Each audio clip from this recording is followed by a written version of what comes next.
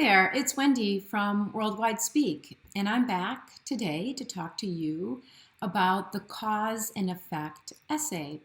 This video is geared towards the English language learner, but of course, all learners are welcome. And I wanted to take the time to focus on an essay, the cause and effect essay, but specifically one that focuses on causes. So, as English language learners who are just starting to begin to write essays in English, this is a great structural overview for you. So you have a really clear idea of what's expected and what you need to put inside of this paragraph in order for it to be clear and effective. All right, let's learn. All right, first, before I go into this structure of this type of essay, I wanted to talk a little bit about cause and effect. You probably already know these things, but let's talk about these terms in English. So when we talk about causes, we talk about reasons. And when we talk about effects, we talk about results. For example, as you can see from the image below, it's a finger pushing the dominoes. That's the cause. This finger is pushing something. That's the reason why there is an effect on the dominoes. The dominoes fall, correct? So the reason why the dominoes fall is because a finger is pushing them. So another example would be, let's say it starts to rain and you take out your umbrella. The reason you took out your umbrella was because it was raining. And so you think about the rain as the reason, and then your action is a result of that reason. Another example, lastly, is let's say you get a new job. What would be the effect of that new job? Maybe you have to move.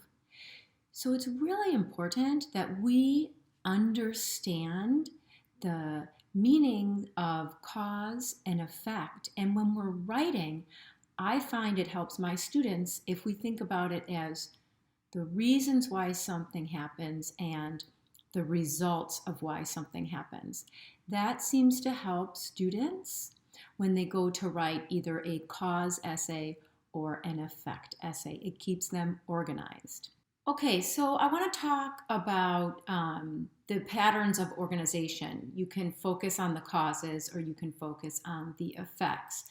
And like the previous slide, I talked about what causes are and what effects are. We have the reasons and then we have the results. I just wanted to take a moment to show you specific examples of what a cause essay would look like and what an effects essay would look like with the same topic, so you can get a better understanding of how to write one of these essays. For example, as you can see, the first one that focuses on causes for, let's say the topic is cheating in school. We know it happens more often than we want it to, and I think we all can understand why it happens and what happens when it happens. So let's take a look at why it happens. And that is an essay that would focus on causes, right? You know, reasons why people cheat. They don't have time to study. Maybe they don't really want to work that hard. Maybe they're kind of lazy. I don't know. Or they cannot understand the material. The course they're in or the class they're taking is too difficult. And so they think that if they cheat, they can get by. So those are just a few of the reasons why people cheat. So if you were going to write this essay, you would focus on those three reasons or those three causes. Now, shifting gears, let's look at an essay that would focus on the effects of cheating or the results of cheating. Well, you know, if you cheat, then you do not really know the material. So you will be left with an absence of content in your brain. You will not have that knowledge that you paid to get. Also, if you cheat, you can get caught and then fail the exam that you're taking, or you can fail your class. And lastly, the worst effect of cheating is that you can get expelled from school, which is horrible. You do not want that to happen, right? So these are just three of the many, many effects of cheating that can happen, as these are the results or some of the results of cheating. So I thought that this topic, cheating in school, would help you guys to show you how you can choose to focus on causes or effects, and so that you would understand the difference between the two. All right, so in this video, we're talking about causes, right? Writing an essay focused on causes. And that means, what are the reasons why something happened? If you see that your prompt, let's say you have a timed write of some sort, asks for reasons, you know that will be an essay focused on causes. Well, what does this look like structurally? You're going to have an introduction paragraph. You're going to have a body paragraph 1 that focuses on one cause. You'll have another body paragraph for another cause. And then you'll have probably a third body paragraph for a third cause. And then you'll wrap the whole thing up with a conclusion paragraph. It's a very similar formula to other types of essays. You just need to understand that your body paragraphs will all focus on causes. Let's talk a little bit about the introduction paragraph. Like I've stated before in my other videos on essays, you want to start with a hook. That's how you grab your reader's attention, make it some sort of interesting sentence. Then you're going to give a little bit of background about the topic you're focused on. And then your thesis statement for the cause and effect needs to tell the reader which you'll be focused on. And here, you're going to have to tell the reader you're focused on causes. And then you're going to want to tell the reader what causes you will focus on. Let's take a look at some thesis examples so you can get an idea of how to write these and the type of language that you should use. So the first one, losing weight, feeling healthier, and staying in shape are a few of the reasons why people exercise. Notice I put reasons why in bold. That's specific language for causes. Another example. Many people have pets because they want company, enjoy animals, or think having a pet is a fun hobby. And you'll see I have the word because in bold, again, language to show causes. And lastly, it's easy to see what has caused the decline of DVDs when you look at online options, cell phone use, and smart TVs. And obviously in this one, we actually use the word cause. So the reader's definitely going to know that's what your focus is. So I'd like to take the time to show you what a body paragraph would look like. I think it's really useful to have an example to look at to give you a better understanding of what goes into a body paragraph. So from the previous slide, I just pulled one of the thesis examples, and it was the first one. And so let's say we're writing our cause essay on the reasons why people exercise. Well, my first body paragraph is going to need to focus on losing weight. Why? Because I said it first in my thesis. The order in which I write the causes has to be the order of your body paragraph. So it's really important. If we change the order of the body paragraphs and they don't match the thesis, trust me, it gets really confusing for the reader and you're going to lose your reader. And we absolutely do not want to do that. We want to keep the reader engaged in our written dialogue the entire essay. So You're going to want a couple of reasons and examples in your body paragraph to make it strong, because remember, when we write, we have to create a picture in the mind of the reader. And what better way to do that than by giving them strong reasons and specific details? That's a great formula for an excellent paper. So, for example, in this body paragraph, one of your reasons could be that the doctor has told the person to lose weight, because the detail you could show would be that maybe this person has a heart problem.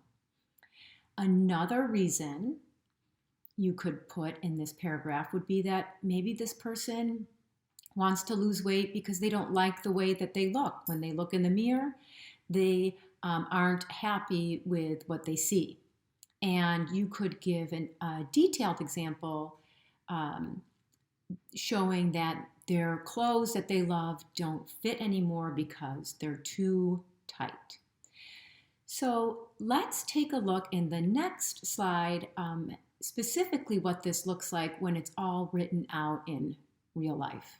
Okay? So here is a real life example. We have the thesis above at the top here: losing weight, feeling healthier, and staying in shape are a few of the reasons why people exercise. Remember, the first thing we mentioned in our thesis was losing weight, so it's going to be the topic of our first body paragraph. Now, just take a moment to pause the video here and read through the paragraph. So I don't need to read this aloud, and then come back after you're finished reading and I'll highlight some key points. Okay, thanks for taking the time to do that. What I want to talk about here is your first sentence is your topic sentence, and it tells the reader the focus of this paragraph, and that's about losing weight. And it gives the first reason. It says that their doctor might tell them. And then you see the words, for example, transition words, super useful, tells the reader, oh, now they're going to paint a picture for me of what this looks like. And we give the example or the specific detail that that the person has a heart condition and the doctor tells them that they need to lose weight. And then we go on to give the next reason, which is because they don't particularly like the way that they look. And then we use the transition word specifically, again, to show the reader and to make it much more fluid in our paragraph, that we're going to give a specific detail about why they don't like the way they look. And that's because this person or these people who look in the mirror and don't like what they see, it's because their clothes are too tight and they want, or that the clothes don't fit at all, and they want to lose weight so they can feel better and fit back in their clothes.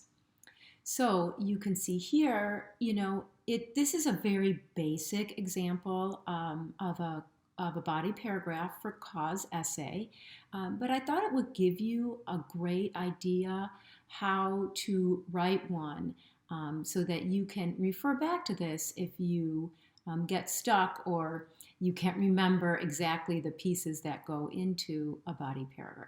Okay, lastly, let's take a moment to talk about the conclusion paragraph. Your first sentence is going to restate your thesis, and that reminds the reader that the focus of your essay was on causes. Then your next sentence can restate what those causes were using different words. And then your last sentence or sentences can give a comment about these causes or some sort of suggestion. Now, I thought it would be helpful if I included a very basic example of what a conclusion paragraph would look like. So here is the conclusion paragraph. It's really just 3 sentences long, so it's pretty bare bones, very basic. But it is an effective conclusion paragraph in that the first sentence begins with a transition word, in some. And remember, that's really useful because it signals to the reader, hey, this essay is coming to an end, and it gives us that nice flow throughout the multiple paragraphs in our essay. So we have the transition word in some. The reasons why people exercise are plentiful. I've reminded the reader, hey, I focused on causes because I used the language reasons why. Then my next sentence is a restatement of what those reasons were. So I say a few of these are to shed unwanted weight, live a healthier life, and to maintain fitness. Now, if you remember from the thesis in the beginning, these aren't the same words that I used for my thesis, but they're the same idea as the three causes that I wrote in my thesis. So instead of losing weight, for example, I said shed unwanted weight. Shed means to get rid of. And then lastly, I write a couple of sentences that gives a commentary and a suggestion, right? So I say, people make hundreds of choices each day, but one of the most important ones is to take care of their health. And then here's where my suggestion comes in. Choosing to exercise is definitely the right choice to make in order to feel better and live longer.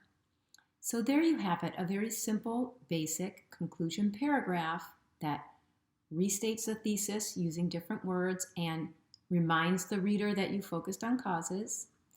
It lists the three causes, again, using different language, synonyms.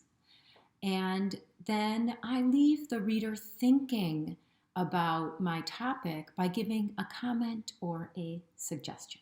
So a few things to remember. Watch your order.